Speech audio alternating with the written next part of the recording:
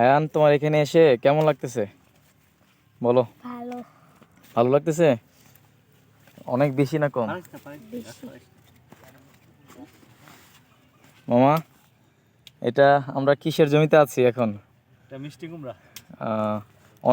অনেকদিন পরে মনে হয় এই কৃষি জমিতে আপনার আসা। এটা মনে হয় শাক বিক্রি করবে সম্ভবত। জি জি, এটা মূলত হচ্ছে শাকের জন্যই হচ্ছে করা।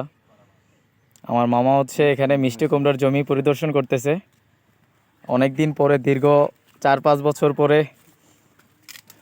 মিষ্টি কুমড়ার জমি পরিদর্শন করতেছে। এই যে আমার ভাইগুলো এখানে, ওরা শুধু হাসাহাসি করতেছে। একজন কমলা, একজন হচ্ছে আপেল, আরেকজন কি বলবো, মালটা। তুমি কি? তুমি হচ্ছে আঙ্গুর না? হ্যাঁ।